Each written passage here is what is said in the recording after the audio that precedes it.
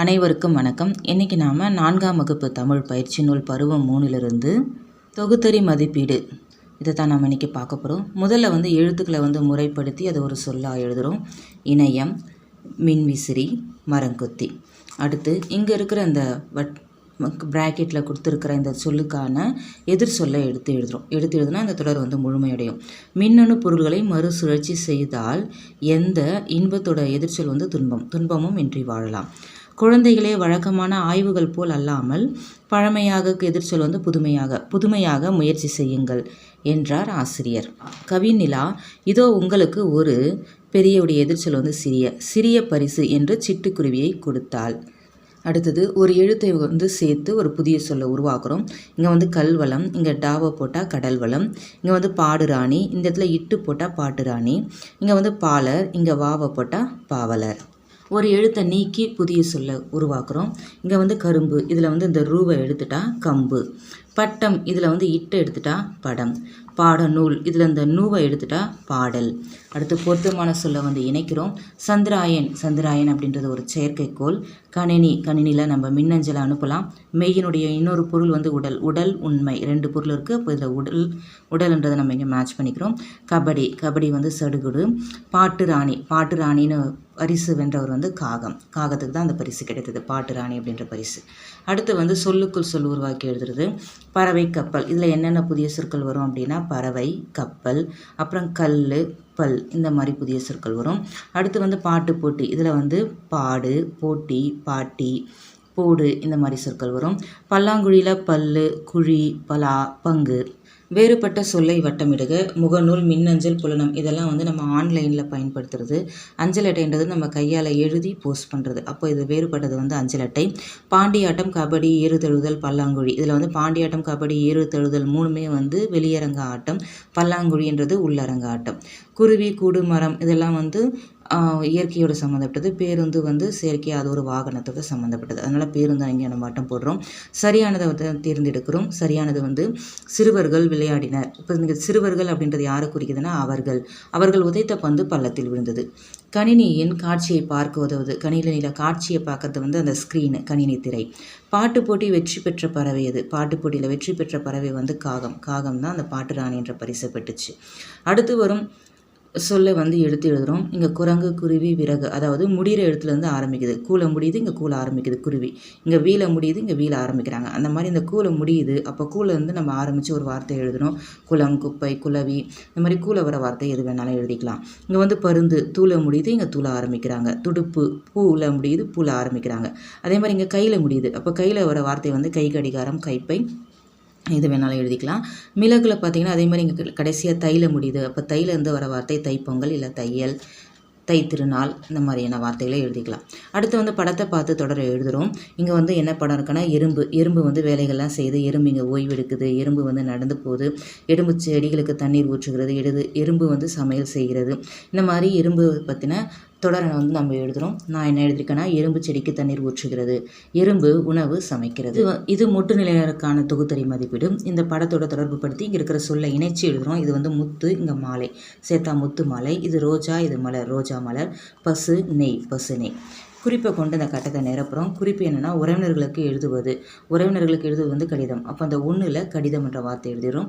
ஒரு மின்னணு சாதனம் எது அப்படின்னா கணினி. அப்போ 2ல் கணினின்னு எழுதுகிறோம். 3ல் இது வெடிக்கும். எது வெடிக்கும்? வெடி தான் வெடிக்கும். அப்போ 3ல் வெடி. அதே மாதிரி 4 ஆற்றில் கரை புரண்டு ஓடுவது வெள்ளம். சூரியனை சுற்றுவது கோள். கொடியை இதில் ஏற்றுவர். கொடியை கம்பத்தில் தான் நம்ம ஏற்றுவோம். இப்போ இந்த வார்த்தைகள்லாம் இங்கே இருக்கிற எண்களுக்கு நேராக நம்ம அதை எழுதி வைக்கிறோம்.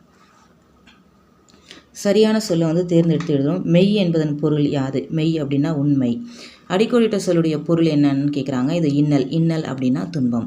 இப்போ இதில் வேறுபட்டதை வட்டமிடுறோம். செயற்கைக்கோள், விண்வெளி, கப்பல், கோள்கள். செயற்கைக்கோள், விண்வெளி, கோள்கள் இதெல்லாம் வளிமண்டலத்தை சார்ந்து. கப்பல் தண்ணியில் இருக்கும் கப்பல், அப்போ அது கப்பலுக்கு வட்டமிடுறோம். கணினி, புத்தகம், விசைப்பலகை, காட்சித்திரை. கணினி, விசைப்பலகை, காட்சித்திரை எல்லாம் கணிப்பொறியை சார்ந்தது. புத்தகம் நம்ம படிக்கிறது. அப்போ இதில் வேறுபட்டது புத்தகம். மைனா, மயில், குரங்கு, காகம். இதில் மைனா, மயில், காகம் பறவைகள், குரங்கு அப்படின்றது விலங்கு. அதனால் குரங்குக்கு இங்கே வட்டம் போட்டுக்கிறோம். அடுத்தது விடைக்கேற்ப வினாக்களை எழுதுகிறோம். செயற்கைக்கோள் மண்ணில் உள்ள வளங்களை தெளிவாக காட்டுகிறது. அப்போ செயற்கைக்கோள் எதை காட்டுகிறது? அடுத்து தகவல் பரிமாற்றத்துக்கு மின்னஞ்சல் உதவும். அப்போ இதை என்ன கேள்வி கேட்கலன்னா, எதற்கு மின்னஞ்சல் உதவும்? பொருளற்ற சொற்களை அவையினர் முன் பேசுபவர் கல்லாதவர். இதில் கல்லாதவரை பற்றி சொல்கிறாங்க. அப்போ கல்லாதவர் என்பவர் யார்? அடுத்தது சொற்களை இணைச்சி தொடராக எழுதுகிறோம். சேவல் குரங்கை சந்தித்தது, சேவல் மேடையில் பாடல் பாடியது, சேவல் பறவையை கண்டு மகிழ்ந்தது. அடுத்தது தொடர்களை வரிசைப்படுத்தி எழுதுகிறோம். இங்கே ஒரு 6 தொடர்கள் கொடுத்துருக்காங்க. அதை சரியாக வரிசைப்படுத்தி நான் இங்கே எண்கள் போட்டிருக்கேன். அப்புறம் அந்த எண்களுக்கு ஏற்ற மாதிரி வரிசையை எழுதிக்கிறோம். முதல்ல என்ன வரும்னா, ஜான் துணிக்கடைக்கு சென்றான். 2வது அவனுக்கு பிடித்த வெள்ளை துணியை வாங்கினான். 3வது தையல்காரரிடம் தைக்க கொடுத்தான். 4வது தையல்காரர் துணியை அளவெடுத்து வெட்டினார். 5வது அழகிய சட்டை தைத்தார். 6வது ஜான் சட்டையை அணிந்து மகிழ்ந்தான். ஸோ இந்த வரிசைப்படி நம்ம அதை ஆர்டராக இங்கே எழுதிக்கிறோம். அடுத்தது பிழையான சொல்லுக்கு உரிய சொல்லை தேர்ந்தெடுக்க.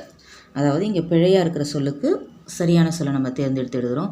என் அம்மா செய்த இனிப்பு பண்டத்தை நாளை பள்ளி நண்பர்களுக்கு எடுத்து சென்றேன். நாளைக்குன்னும் போது எடுத்து செல்வேன் அப்படின்றது தான் சரியானது. சென்றேன்றது வரக்கூடாது, செல்வேன் தான் சரியானது. முகில் காலையில் உடற்பயிற்சி செய்வார்கள். முகில் ஒருத்தன் தான் செய்கிறான், அப்போது செய்வான் அப்படின்றது தான் சரியானது. நாங்கள் நண்பர்களுடன் விளையாட்டு மைதானத்தில் கபடி விளையாடினோம். நாங்கள் வந்தால் இங்கே விளையாடினோம் வரணும். இல்லை இங்கே விளையாடினேன் அப்படின்னா இந்த இடத்துல நாங்கள் வரக்கூடாது, நான் அப்படின்னு தான் வரணும். அப்போ இங்கே நான். அடுத்து விடுகதைக்கு ஏற்ற விடையை எழுதுகிறோம். மழையில் நனைந்தும் வெயிலில் காய்ந்தும் உங்களை காப்பேன், நான் யார்? அது குடை. குடை தான் மழையில் நனைஞ்சு நம்மளை காக்குது, வெயிலில் காய்ஞ்சும் நம்மளை காக்குது. அப்போ அது குடை. காலத்தை காட்டுவேன், எனக்கு கால நேரம் கிடையாது, நான் யார்? அது கடிகாரம். நீல நிறமாய் தோன்றிடுவேன், உயர்ந்தும் தாழ்ந்தும் வந்திடுவேன், மோதி மீண்டும் திரும்பிடுவேன், நான் யார்னா? அது கடல் அலை. அது தோன்றும் போது நீல நிறமாக இருக்குது, அதனுடைய அலைகள் உயர்ந்தும் தாழ்ந்தும் வருது, மறுபடியும் திரும்பி போயிடுது, அது கடல் அலை. பாடலை நிறைவு செய்வேன். மண்ணில் மழை பெய்திடவே என்ன செய்வாய் என்ன செய்வாய்? மண்ணில் மழை பெய்திடவே செடிகள் நட்டு வளர்ப்பேன். சுற்றுப்புறம் தூய்மையாய் இருந்திடவே என்ன செய்வாய் என்ன செய்வாய்? சுற்றுப்புறம் தூய்மையாய் இருந்திடவே குப்பையை குப்பை தொட்டியில் போடுவேன். பறவைகளின் தாகம் தீர்த்திடவே என்ன செய்வாய் என்ன செய்வாய்? பறவைகளின் தாகம் தீர்த்திடவே கிண்ணத்தில் தண்ணீர் ஊற்றி வைப்பேன். இது மலர் நிலையினருக்கான தொகுத்தறி மதிப்பீடு. இந்த எழுத்துக்களை முறைப்படுத்தி எழுதி அதுக்கான ஒரு தொடரை நம்ம அமைச்சு எழுதுகிறோம். இது மின்னணு கழிவுகள். மின்னணு கழிவுகள் மறுசுழற்சி செய்யப்பட வேண்டும். அடுத்து செயலிகள். ஆங்கிலம் கற்க செயலிகள் உள்ளன, இல்லை புதிய மொழியை கற்க செயலிகள் உள்ளன. இந்த மாதிரி நம்ம எழுதிக்கலாம். புலனம். புலனம் அப்படின்றது தகவல் பரிமாற்றத்துக்கு உதவுகிறது. எதிரொலி. மலையில் எதிரொலி கேட்கும், இல்லைன்னா சொல்வதை திரும்ப ஒலிப்பதையே எதிரொலி என்கிறோம். அடுத்து முகநூல். முகநூலில் நம்முடைய கருத்துக்களை பகிரலாம், இல்லை தெரிவிக்கலாம். அடுத்தது சிறு சேமிப்பு. அஞ்சலகத்தில் சிறு சேமிப்பு கணக்கை துவக்கினேன். இது பாடலை படிச்சுட்டு வினாக்களுக்கு விடையளிக்கிறோம். கூட்டம் கூட்டமாகவே குருவி பறந்து சென்றிடும், குவியல் குவியலாகவே கொட்டி கற்கள் கிடந்திடும், கூறு கூறாய் சந்தையில் கொய்யா பழங்கள் விற்றிடும், குலை குலையாய் திராட்சைகள் கொடியில் அழகாய் தொங்கிடும், வரிசை வரிசையாகவே வாழைத்தோப்பில் நின்றிடும், மந்தை மந்தையாகவே மாடு கூடி மேய்ந்திடும், சாறை சாறையாகவே தரையில் எறும்புகள் ஊர்ந்திடும், நேரில் தினமும் பார்க்கிறோம் நீயும் நானும் தம்பியே. இந்த பாடலுக்கு கேள்வி என்ன கேட்டிருக்காங்கன்னா, பாடலில் இடம்பெறாத அடுக்கு தொடர் எது அப்படின்னு கேட்டிருக்காங்க. வரிசை வரிசையாகவே இருக்குது, குலை குலையாய் அதுவும் இருக்குது, அடுக்கு அடுக்காய் அதுதான் இல்லை, கூட்டம் கூட்டமாகவே அதுவும் இருக்குது. அப்போ இல்லாதது அடுக்கு அடுக்காய், இந்த தொடர் தான் இதில் இல்லை. அடுத்து சரியான தொடர் கண்டுபிடிக்கிறோம். மாடு புல் மேய்கின்றது அப்படின்றது தான் சரியானது. மாடு கூடி மேய்ந்திடுமே, மேய்கிறது அப்படின்றது தான் சரியானது. சாப்பிடும் தின்னும் உண்ணும் அதெல்லாம் தவறு. மாடு புல் மேய்கிறது. அடுத்து இந்த பத்தியை படிச்சுட்டு இந்த இருக்கிற கேள்விகளுக்கு விடையளிக்கலாம். கொற்கை அழகான கடற்கரை கிராமம். குமரன் அவனது 2 நண்பர்களுடன் மணல் வீடு கட்டி கொண்டிருந்தான். அலை மீண்டும் மீண்டும் அவன் வீட்டை கரைத்து கொண்டு போனது. தோழி அனீஸை பார்த்து, வா நாம் கொஞ்சம் தள்ளி வீடு கட்டலாம் என்றான். அப்போது அருகே ஒரு தங்கமீன் நீரை விட்டு துள்ளி துள்ளி வந்ததை பார்த்தனர். அதனை கையில் எடுத்த குமரன் கடலுக்குள் சென்று விட்டு வந்தான். அது உள்ளே சென்று மீண்டும் வெளியே வந்தது. அதன் முதுகில் அழகான சிப்பி ஒன்று இருந்தது. அதனை குடுகுடுவென ஓடி சென்று எடுத்தாள் அனீஸ். இருவரும் அதனை திறந்து பார்த்தனர். அதனுள்ளே அழகான வெள்ளை நிற மணி இருந்தது. அழகாக பளபளப்பாக இருக்கிறதே என்று சொல்லிக்கொண்டே அதை வீட்டிற்கு கொண்டு சென்றனர். இதுதான் அந்த பத்தி. இப்போ கேள்வி என்னன்னா, வா கொஞ்சம் தள்ளி வீடு கட்டலாம் அப்படின்னு யார்கிட்ட சொன்னது? குமரன் அனீஸிடம் சொன்னது.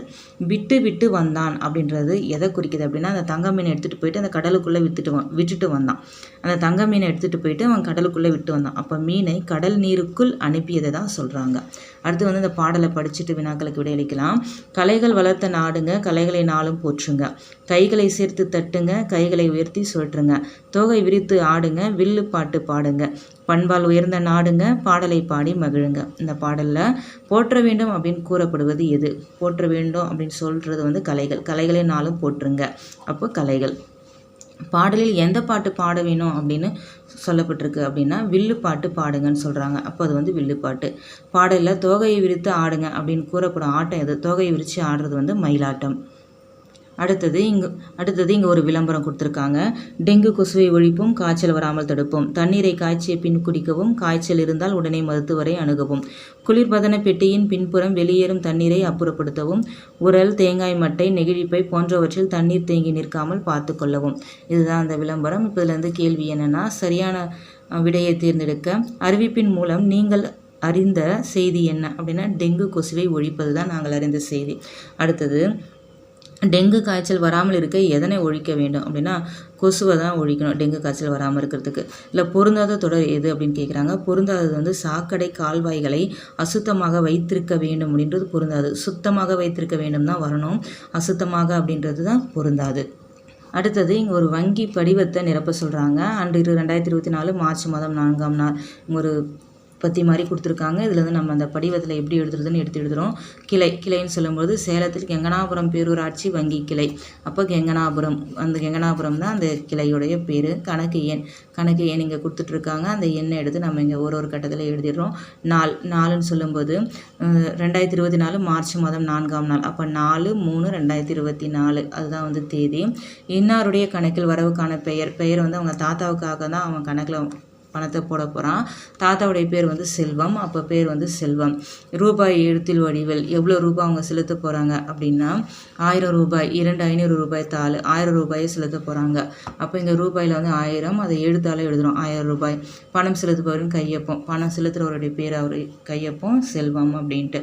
இல்லை இங்கே வந்து பணம் செலுத்துறது வந்து இப்போது அன்பரசன் தான் பணத்தை செலுத்துகிறான் அப்படின்னா இங்கே அன்பரசனுடைய கையெழுத்தும் போடலாம், தப்பு இல்லை. அன்பரசன் வந்து இவருடைய அக்கௌண்ட்டில் அமௌண்ட்டு போடுற மாதிரியும் இருக்கும். இல்லை செல்வமும் கையெழுத்து போடலாம். அடுத்து வந்து கெங்கனாபுரம் அந்த அமௌண்ட்டை வந்து நம்ம பிரித்து காட்டுவோம் இல்லையா, எத்தனை இருக்குது அப்படின்னு. அப்போ 1000 வந்து 2 500 எடுத்துகிட்டு போகிறாங்க. அப்போ இங்கே 2ன்னு போட்டு 1000 போட்டு இங்கே மொத்தத்தில் 1000 போட்டு நம்ம முடிக்கிறோம். அடுத்தது வகுப்பு நிலையினருக்கான தொகுத்தொகை மதிப்பீடு. இந்த செய்தியை படிச்சுட்டு வினாக்களுக்கு விடையளிக்கிறோம்.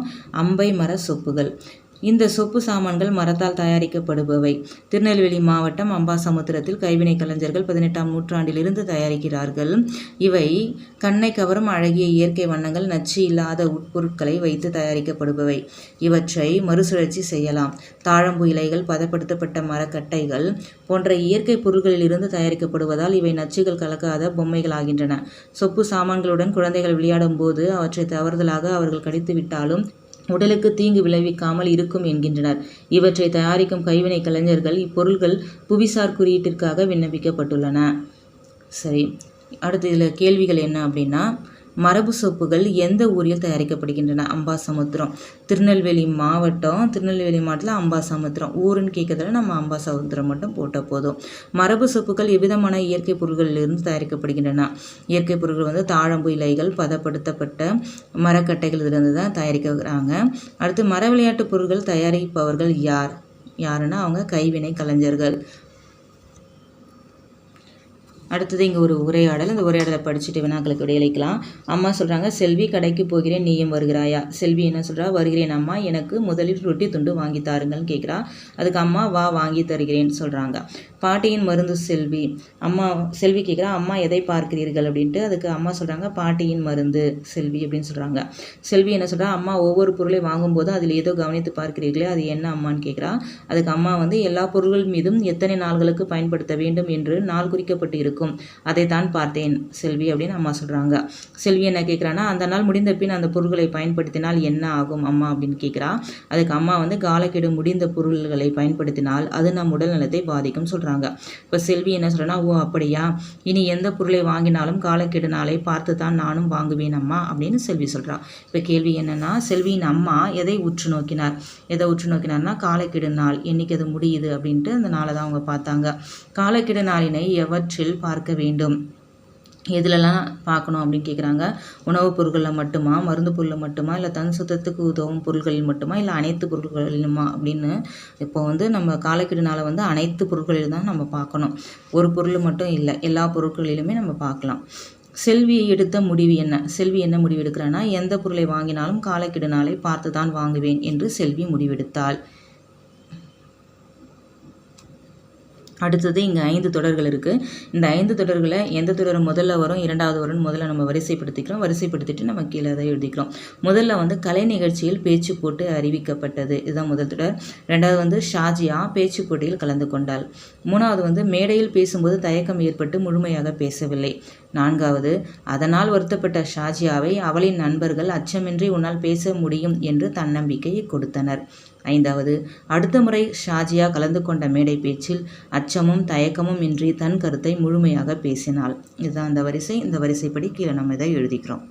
அடுத்தது கடிதத்தை நிரப்புக. உங்களுடைய நண்பனுக்கு வந்து நீங்கள் கடிதம் எழுதுறீங்க. உங்கள் பிறந்த நாளுக்கு வந்து மாமா வந்து கை கடிதத்தை பரிசாக வாங்கி கொடுத்தாரு.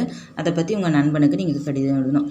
முதல்ல வந்து நம்ம ஊர் என்ன, நம் ஊர் பேர், வீட்டு எண்ணு, ஊர் பேர், நம்மளுடைய அட்ரஸ், எழுதுகிறவங்களுடைய அட்ரஸ் இங்கே எழுதணும். அன்புள்ள நண்பனுடைய பேர் ராமுக்கு. நான் நலம், நீ நலமா? என் பிறந்த நாள் பரிசாக என் மாமா எனக்கு கடிகாரம் வாங்கி தந்தார். அதனை நான் பாதுகாப்பாக வைத்திருக்கிறேன். நீ விடுமுறைக்கு வரும்போது உனக்கு அதை நான் காட்டுவேன். இப்படிக்கு அன்பு நண்பன், உங்கள் பேரு குமரன். உரைமேல் முகவரி அப்படின்றது நம் நண்பனுடைய விலாசத்தை எழுதணும், அட்ரஸ் எழுதணும். ராமு 28 தேரடி வீதி, ஜே நகர், சேலம். அடுத்து வந்து பத்தியை படித்து வினாக்களுக்கு விடையளிப்பேன். விஜயன் தன் சித்தி வீட்டிற்கு சென்றான். அவனுக்கு ஒரே பசி. ஆனால் சித்தியோ கடைக்கு சென்றிருந்தார். சித்தி வீட்டிற்கு முன்னால் வேப்ப மரமும் வீட்டிற்கு பக்கத்தில் முருங்கை மரம் மற்றும் பப்பாளி மரமும் இருந்தன. பாத்திரம் கழுவும் நீர் வெளியேறும் இடத்தில் தென்னை மரம் இருந்தது. வீட்டின் பின்புறம் எலுமிச்சை மரமும் அதன் நிழலில் கருவேப்பிலை செடியும் இருந்தன. வேலிக்கு அருகில் நெல்லி மரம், மாமரம் ஆகியவை இருந்தன. அதன் மாம்பழம், பப்பாளி பழங்களை பறித்து உண்டான். சித்தியும் வந்துவிட்டார். விஜயன் சித்தியிடம், நீங்கள் வீட்டை சுற்றி வளர்ந்த மரங்கள் என் பசியை போக்கிவிட்டன என்றான். சுத்தமான காற்றுக்காகவும் மழை பெறவும் பசியை போக்கவும் நம் வீட்டை சுற்றிலும் மரம் வளர்ப்பது தேவைதானே என்று கூறி சிரித்தார் சித்தி. இப்போ கேள்வி என்னன்னா, விஜயன் எதற்காக பழங்களை பறித்தான்? பசியை போக்க. அவனுக்கு பசிச்சது, அதனால் அவன் பழத்தை பறித்து சாப்பிட்டான். அடுத்து இப்பத்தியின் மைய கருத்து என்ன? இந்த பத்தியில் என்ன சொல்கிறாங்கன்னா, மரங்களை வந்து நம்ம வளர்க்கணும் அப்படின்றது அதனுடைய மைய கருத்து. அடுத்து சித்தியின் வீட்டை சுற்றி இருந்த மரங்களின் பெயர்களை எழுத சொல்கிறாங்க. என்னென்ன மரம் இருந்துச்சுன்னா, வேப்ப மரம், முருங்கை மரம், பப்பாளி மரம், தென்னை மரம், எலுமிச்சை மரம், நெல்லி மரம் மற்றும் மாமரம். இதெல்லாம் வந்து சித்தி வீட்டை சுற்றி இருந்த மரங்கள். கருவேப்பிலை வந்து செடி, அது மரம் இல்லை, செடி. நன்றி.